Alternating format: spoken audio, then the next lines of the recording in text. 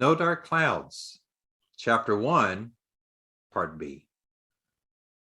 Sitting nearby in the back of the ox cart and chuckling regarding this comment by Scooter is Rebecca. Yes, Scooter, he'll beat you so hard you'll turn out like figs. Or maybe Bafu. Staring directly at Rebecca, Aditya quirks. Stop it, Becca. That's not very nice. Rebecca proudly and snarly replies, It's Rebecca. Rebecca.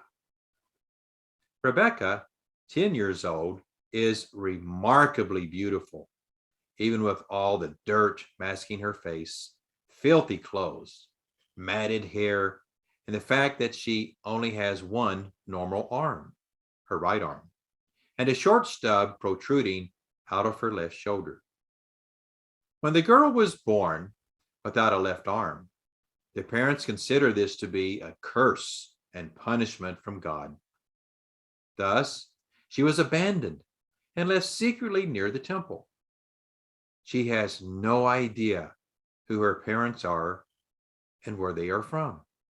The only family she has, if one can say it is a family, is the collection of begging children, of which she bitterly resents being a beggar and is so jealous when she sees other young girls with their real parents. However, Rebecca has a remarkable gift of memory and intelligence, known to no one other than herself. She taught herself to read Aramaic and even some Hebrew. Secretly, late at night, under the night torch while all the other children are sleeping, Rebecca would read papyrus documents, material she would find or steal during the day on the streets and hide in her flower basket. Aditya slides over a few inches in the cart and clumsily attempts to cradle Figs. Figs is 4 years old, severely malnourished, weak, blind, mute, and has partial hearing in only one ear. Though somewhat difficult with her small hands, Aditya tightens a copper pot that is around Figs's neck, fastened with a leather cord. She snugly tightens the cord around the young boy's neck, but tries to be very gentle, not wanting to hurt him. Aditya then places a Roman nail spike in his hand to hold. The blind and mute boy grabs the nail spike and firmly squeezes it. The typical Roman nail spike is about 4 inches long. The Romans used them for many things, from building fences, binding carriage wheels, to crucifixions. With her very dark eyes, Bafu silently watches Aditya tend to Figs. She is 6 years old and is completely deaf. From time to time, she is able to lip read and partially understands what others are attempting to tell her. However, it is always difficult for her to make sounds that can be communicated correctly. Though she is always willing to risk ridicule and embarrassment to try. Her heart yearns to be able to speak like others and hear even basic sounds. What does a bird sound like? Do clouds make noises? When they light up the sky with bright light, do they talk to other clouds? She wonders. Bafu, out of necessity and survival, has also acquired the ability to read eyes and see into the very heart of people. Though she cannot talk, she has a unique sense of understanding that goes well beyond her 6 years of life. As the ox cart weaves its way around the people, animals, and market stalls of the crowded marketplace, Taskmaster stops the cart near a fruit stand. He walks to the side of the cart, lifts Scooter out, and places the crippled boy on the busy dirt-trodden street. Abruptly, the evil man throws a wooden beggar's pan at the boy. Toss this pan again, and you're going to eat it, barks Taskmaster. Somewhat frightened, Scooter hurriedly replies, Yes, Taskmaster, sir. Yes, sir. With his piercing gray eyes looking at Scooter, Taskmaster warns, And you better earn some money today, or you'll get a lashing tonight. Yes, Taskmaster, sir. Yes, sir. Scooter responds earnestly.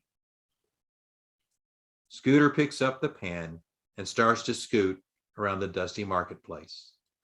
He approaches various buyers. Looking up at them, he begins his discourse by saying, Help the needy and the homeless. Alms for food, please. I'm hungry. Alms for food. Have mercy. Alms for food. When Taskmaster is satisfied with Scooter's performance as he scoots around the marketplace, the cruel man returns to the ox cart and proceeds to go to the next location. The cart approaches a rather large circular watering fountain. Taskmaster stops the cart for a second time. People are filling water jars, corralling goats, packing supplies, and numerous animals are nearby waiting to be led to the fountain to drink. At this location, Bafu starts to climb over the side of the cart. As she does so, Aditya gently runs her small hand through the girl's hair. Bye, Bafu. See you later, says Aditya. Bafu responds by giving Aditya a hug prior to leaving the cart. Rolling her eyes and somewhat perturbed, Rebecca replies, What is it with you? Why are you so nice to everyone? Aditya just ignores Rebecca as she watches Bafu climb over the side of the cart and onto the dirt street near a pavilion. For the first time, it is noticeable that Bafu is very thin, even for a 6-year-old girl. The filthy and tattered rags she is wearing also reveal that she is only partially clad with clothing. As Bafu makes her way to the front of the cart, Taskmaster reaches inside a blanket and lifts 6-month-old deformed infant, the evil man's newest addition to his collection of beggars. With sad eyes, Aditya watches the tiny baby being lifted out of the basket. She can clearly see that the baby's arms and legs are grossly twisted and deformed. Aditya cringes at seeing the baby in such poor condition. Leaning towards Aditya, Rebecca quietly asks, Why are the baby's arms and legs so twisted? At first, Aditya does not answer, but watches Taskmaster opening a wineskin flask with his mouth. He slowly pours water from the flask into the baby's mouth. The baby struggles to swallow. Momentarily and quite depressingly, Aditya wanders in her thoughts. What type of life is in store for the helpless baby? What will happen when she grows up? What kind of a future will she have? Her whole life, she will never be able to use her arms and legs. The girl will never experience throwing a rock or picking an apple out of a tree. She will never be able to run across a hillside covered with olive trees. Bringing Aditya back to the reality of the moment, Rebecca harshly repeats her question. What happened to the baby?